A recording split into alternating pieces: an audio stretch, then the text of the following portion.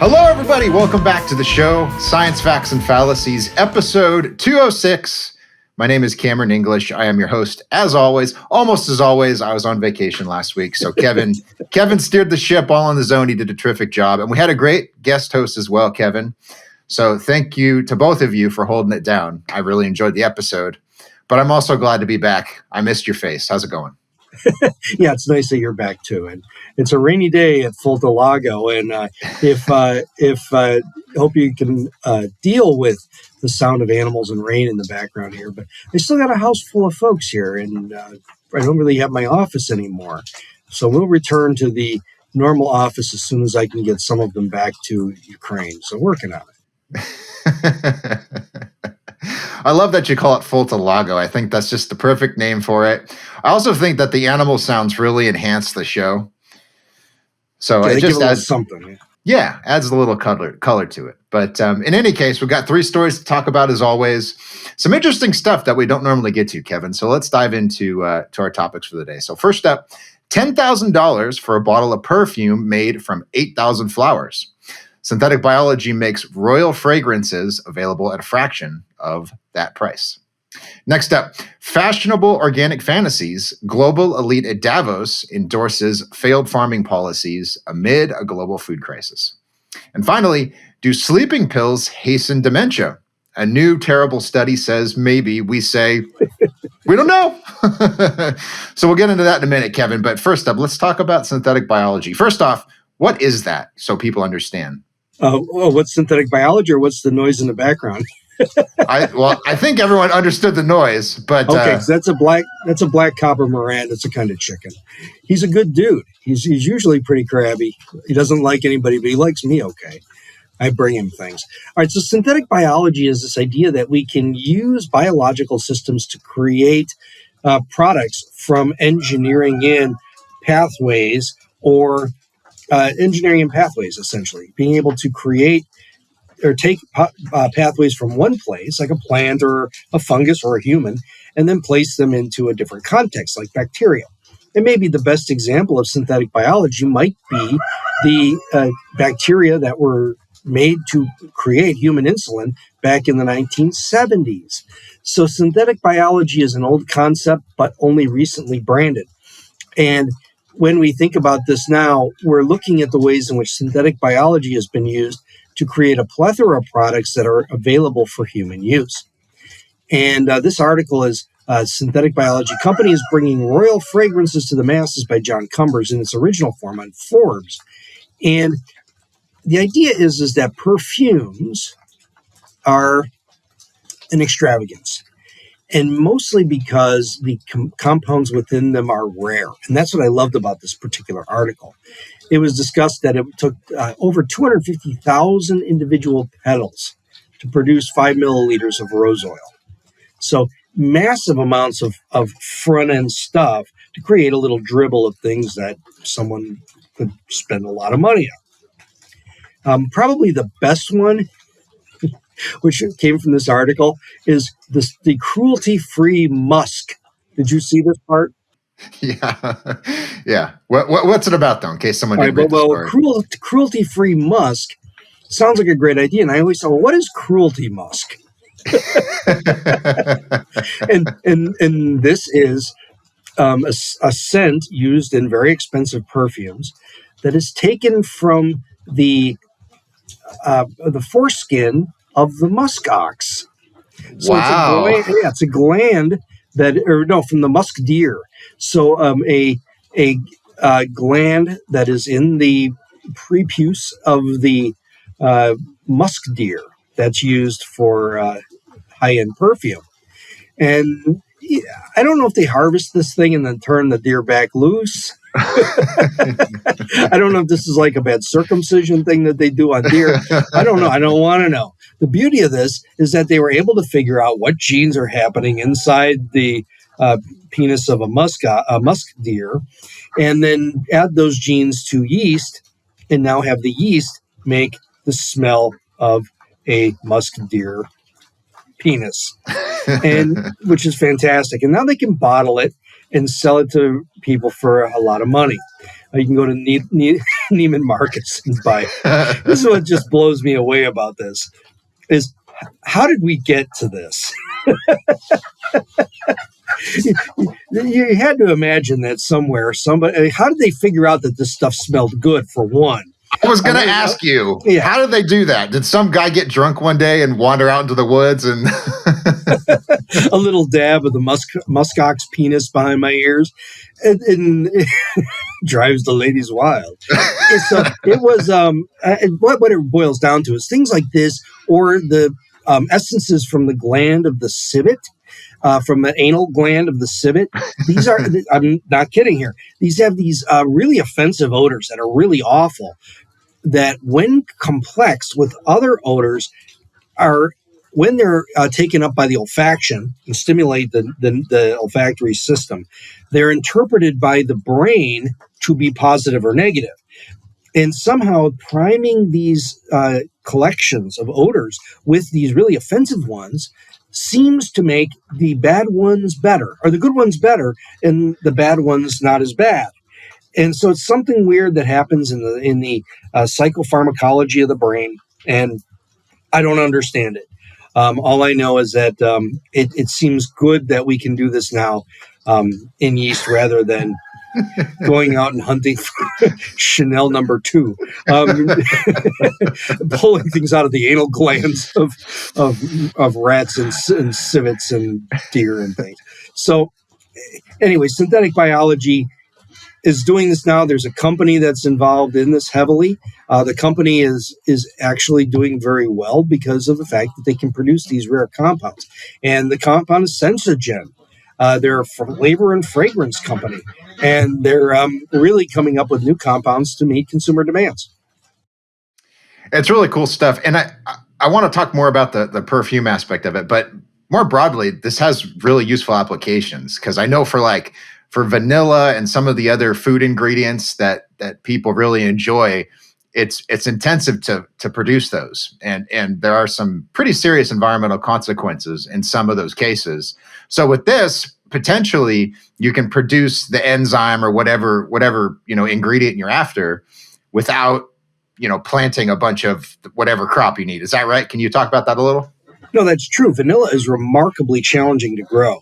It's a lily. It grows on the sides of trees. You have to have it pollinated by hand if you're growing it in a controlled environment like a greenhouse. And so coming up with vanilla beans, which have vanillin and a complexity of other compounds that come along with it that you can't really replicate artificially. So the artificial vanilla has the vanillin, but it doesn't come with all the other little goodies that you get out of a bean, which give it a much more rounder flavor. So if you're really a connoisseur of vanilla, you can prefer what you get out of a vanilla bean. But they're enormously expensive and difficult to cultivate. And worse, maybe I'm on a tangent, but most of them come from Madagascar. Yeah. And Madagascar grows all the vanilla beans, and they're frequently having either a pirating or thievery. Vanilla plantations where they have these things are frequently broken into. They have high security. If you have problems, civil unrest, you can disrupt the vanilla pipeline. So there's a lot of really nice things about having a pathway to create vanilla and its accessory compounds in fungus or in bacteria. Grow it in a fermenter. And Jo Fiedler, I think her name was. I can't remember her last name. Oh, gosh. She was a guest on Talking Biotech who talked how they saw that vanilla had some common precursors with polyethylene bottles. So the bottles that we have for drinking water can be recycled into vanilla extract in her lab. So super cool. But that's synthetic biology, and it's how they can create new chemistry from our existing chemistry by exploiting the pathways that are resident in plants and animals and deer penises. Good times. Could you imagine if that's how you started your Tuesday? Someone just bursts in your door and you're bedding down in the forest, just doing what you do on your Deer Monday. Yeah. Some guy says, "Come here, I need your foreskin." No, that's awful. Okay. On a more serious note, we've talked previously about when it comes to gene editing wine grapes, for example, consumers get very, very skittish because they're stuck in their ways. Tradition's very important. They want the grape to be called Merlot or whatever, right? You can't change anything. You got to have the guarantee on the box, to quote Tommy Boy, right? It's that kind of a thing. Do you see that happening here with perfumes or with any of these other ingredients? I haven't heard anything like that yet, but I'm wondering if this becomes more widespread. Could this be an issue? Yeah, I think so. I think that it's one of these things, though, where we're not necessarily, in general, when we talk about synthetic biology, we're talking about production of compounds that are already in use and being derived from perhaps rare sources that have environmental impacts and high cost. And by being able to do it in a fermenter and make vanilla extract or other flavors, essential oils, things like that, it may be very positive in the long term. The other thing to keep in mind is that when you purify these compounds, you don't just typically purify the one compound of note, that you bring in other compounds as well. And so the lack of purity can sometimes be allergenic. It can have other issues. So in the long haul, being able to produce good sensory stimulating compounds inside a fermenter may be a really positive thing. And I think ultimately people will get on board and deers can keep their penises. I think that's really what we're all after here. I think, maybe Sarah McLachlan can do one of those ads. Acoustic guitar with the sad deer in the background. I'm going to have to record that now. I'll do it for next week. All right. Enough of that foolishness. Let's talk about dumb people promoting evil things. So what's going on at Davos? They seem all jazzed up about organic agriculture again. Well, this is the big deal, right? And this is at first we should talk about who wrote this. This was done by Real Clear Markets. It's by Chandra Darnavardana, who I never met, but he's a PhD physicist, and he was originally born in Sri Lanka. So a lot of this hits a little bit close to home for him, perhaps. And he currently works for the National Research Council in Montreal, Canada. And when you look at, it's the old story that when your plow is a pencil, farming is a breeze, right? And the folks who have full bellies and lots of things to chomp on are the first to complain about farmers and the way they do what they do. And this article was written mostly talking about what was happening in Davos, Switzerland, at the World Economic Forum.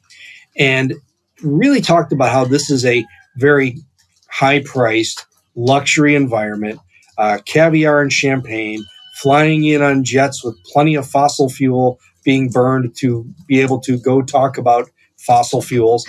And the buzzwords were in the air. And it was all about how they should try to persuade developing nations to adopt organic agriculture practices and things like agroecology and regenerative agriculture, whatever that means now. Those things were all being discussed as remedies to shape the agriculture of these developing nations. And this was really the big, wow, there's a plane flying right over my head. And we've never had planes out here. I live in the middle of nowhere. There's never a plane. I hope that everything's okay. But anyway, bottom line is that this was on the lips and on the discussion du jour around the World Economic Forum. And the problem is that if you're going to drag people out of poverty, which we're doing a good job of, by the way, with technology, you probably are not going to do it by forcing production systems on them that we know are less productive and most of all take up more land. And so the idea here, and I can understand the idea that in places where you don't have access to inputs, like maybe you don't have fertilizer, fossil fuel derived Haber-Bosch fertilizer. Maybe you don't have the latest and greatest seeds at your access. But, trying to do what you can in those situations is perfectly fine. But to really make it an ideological bend that this is what we should be teaching in the developing world really is off base because it isn't going to give them the fastest pipeline to prosperity. I bet if you were to pull aside any of these people who are on this panel and ask them, is misinformation a problem today? Every one of them would say, misinformation, it's so bad. It's everywhere. And if you were to say, okay, well, what about social justice? Oh, I love social justice. We got to promote equity and blah, blah, blah, right? They would have all of the talking points ready. But then when it comes to a very practical issue like this, food production, they embrace all of this nonsense, and I know none of these people are familiar with the research on this, because if you look at that, it's unequivocal. Unless you go to the Organic Consumers Association or something like that, every reputable scientist I know of says what you just said, which is that, depending on the crop, the yield reduction is something between 30 and 50%, and you need more fertilizer and more pesticide and more land, and it's a mess, and they specifically mentioned this being a benefit to climate change. I don't know how anybody seriously believes that. It boggles my mind, Kevin. What's going on, do you think? Well, I think the only way you could make that argument is by saying that you're using fossil fuels in the creation of synthetic fertilizers, and they have to be transported. I guess if you make that argument, I could start to think about how you could, if you started counting carbon, maybe you could make that break even. But it's been shown very elegantly that conventional farming is much better with respect to carbon dioxide emissions, especially those liberated from soil. And so it's hard. It's kind of politics all over the place, and that's why we should be really clear. I'm not against organic farming, and I love research in organic farming, and I'm glad we support it, because the things we learn there may help some people adjust to how to farm better in the ways they do it without synthetic inputs, which is great. Whatever, more tools on the table. That's my take all the time. There was one quotation in this I just love. It says, "This cocktail of sustainability terms is just an unsustainable peasant farming rebottled." Yeah. And these efforts are the bastard children of policymakers infected with activist-fed misinformation. That's so good. I love that, because I don't know if you said he's in Canada now. I'm sure he knows people who live in Sri Lanka who have felt the effects of these policies, So I get that this is personal to him. I could feel that he's angry about this, and justifiably so. And that's the thing. And I've said this before, like when we talked about eating bugs, or when we talk about, eliminating meat or whatever, all the people that are behind these ideas, fine, let's go for it. But you have to start it. You have to live by this, right? So if you think regenerative ag is so great, grow all your food that way, right? Don't go to the I don't know what, the Publix down the street, right? Don't go down there and buy your food. You can use all the indigenous knowledge you like, and you can use all of the agroecology you like, but that's the only way you get food. And then let's see how enthusiastic you are about, all of these grand ideas. I think that would dampen their excitement a little bit. Yeah, I got a conversation on Twitter last night with somebody who was saying that modern agriculture is the bane of the world's existence and destroying the planet, blah blah blah.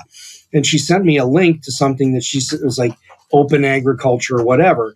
And it was, we have this design of how we're going to rethink farming, and we're going to employ agroecological regenerative practices and blah blah blah. And if you went down to the research or to the team leadership, there was a web designer and a marketer and an economic consultant and a professor and blah, all of the usual suspects, not one farmer.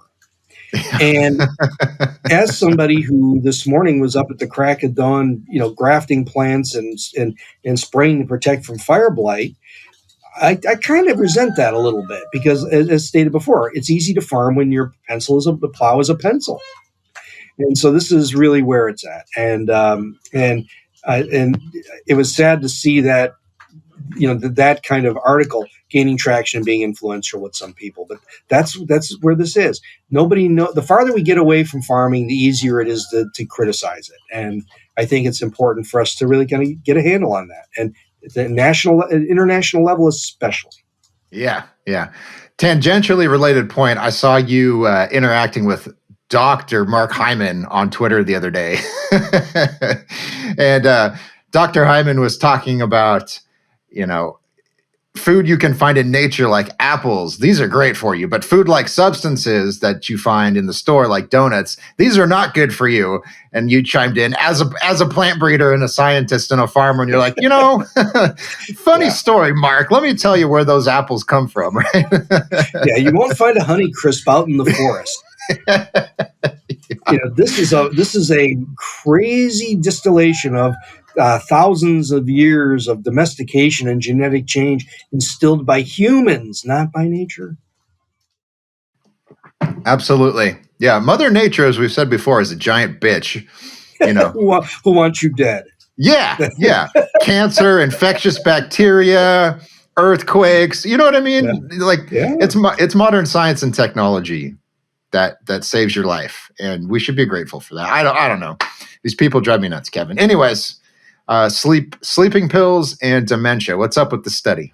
Yeah, this was a little bit tricky, and I have to be honest on this one. I got excited about the story because I read a news story on it, and I thought, this is a study with a million holes and a great one to use in my class. Yeah, when I went to get the actual paper, I couldn't download it, so it's in one of these obscure journals that even my university doesn't have access to, which says a lot because we get everything. I can get the Southeast Asian Journal of tilth biology. I mean, but this is a classic example of confusing absolute risk with relative risk, and doing so to grab headlines. And I think the media kind of grabbed onto this because of it. And this was written by Hank Campbell for Science 2.0, and at least the criticism of it, not the original article. The original article did a survey. And what they looked at were senior citizens in all different levels of age and body composition, race, whatever, gender.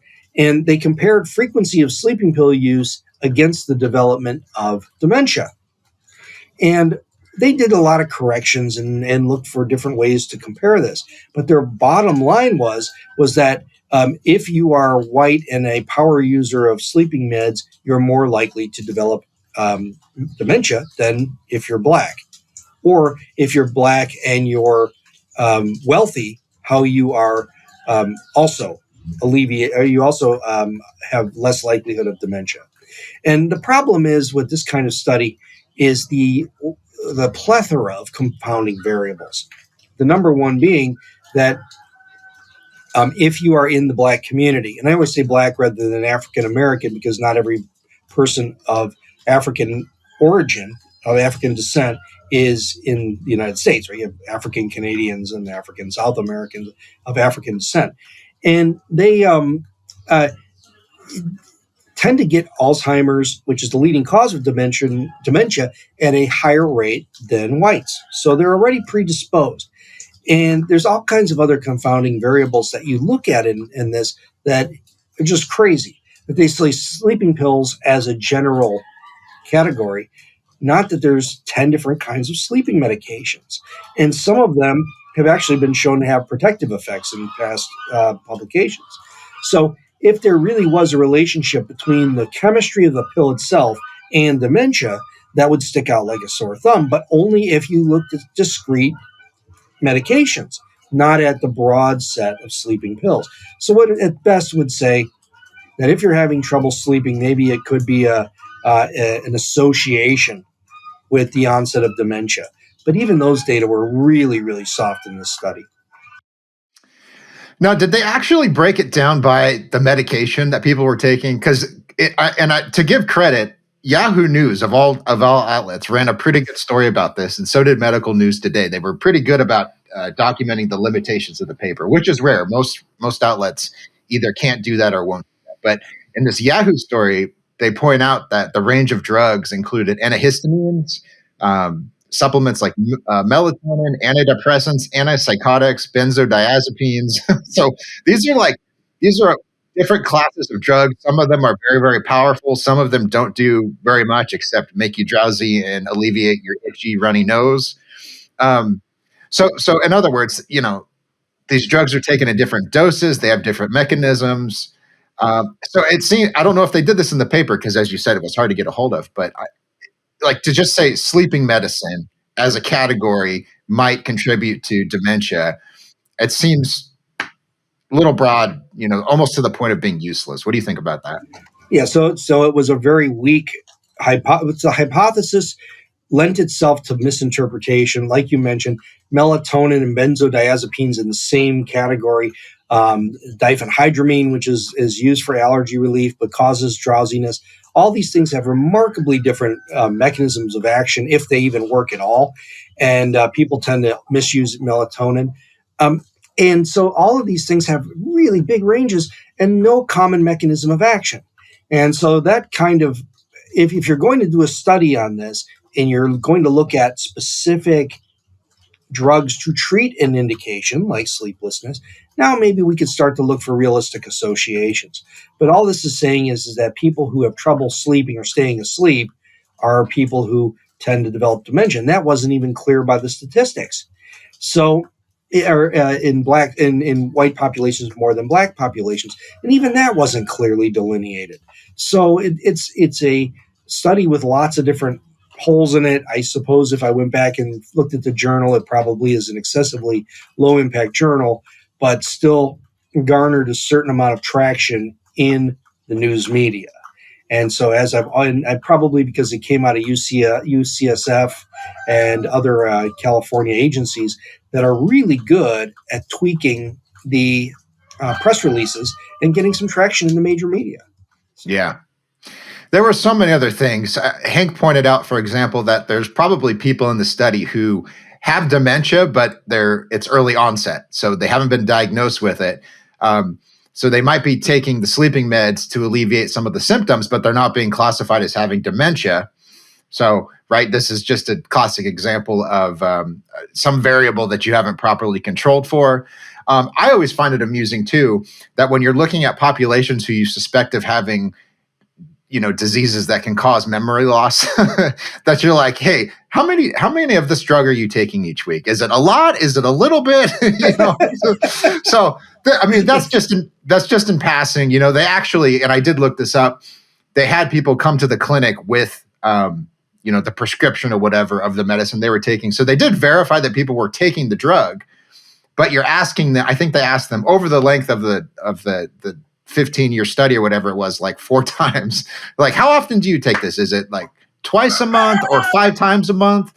So you don't even know the doses that they're taking. And you're asking people, and everybody lies in self-report studies. This is just a fact that's been documented. Even if your memory works well, you lie about the stuff you take because you don't want to tell the truth. But if you have people who you think might not be all together, no disrespect, this is not a reliable source of data to do any kind of a study. So I always thought that was funny. Do you have any thoughts on that? No, I think that's spot on. Asking somebody with cognitive decline and poor recall to recall it's kind of a cyclical problem. And so definitely you've nailed it. But this is the other big part of this is when you talk about dementia. Dementia is not a one-dimensional thing. It's something that can be brought on in many different flavors with many different manifestations. And you mentioned, early onset is why it's such a slippery thing to study. It's really, really, most of the time that they've studied this or done drug evaluations or surveys or whatever, it's in people that have already made a progression through very substantial cognitive decline and memory problems. And so you don't have you don't have a good population to work with. And that's why Alzheimer's medicines and things like that are so hard to come by and why they're so slow to develop is because they're looking in a heterogeneous population that's already impaired. So this is no different. Yeah, it's a really good point. And, I'm being very critical here, but these are hard studies to conduct, and as you're sort of alluding to, it takes years for people to develop this condition, and it usually happens late in life. So in order to do a proper study where you're monitoring people and not asking them what drugs they're taking, but truly following their progression, it takes decades. And of course, people are going to die before the study ends. And so you have to recruit more people. And, so it's hard to investigate these things. There's no doubt about it. But it just seems to me like the study leaves a lot to be desired, to put it nicely. I'm waving at my wife through the window. No, but you're exactly right. Yeah, Yeah. there's so many limitations we have to look at through these studies, and it's important because there's a lot of people who read this in the news who may now say, I'm not taking sleeping medicine anymore, especially someone who has had someone in the family who's experienced the cognitive decline associated with dementia. And it's really hard on a family. It really is.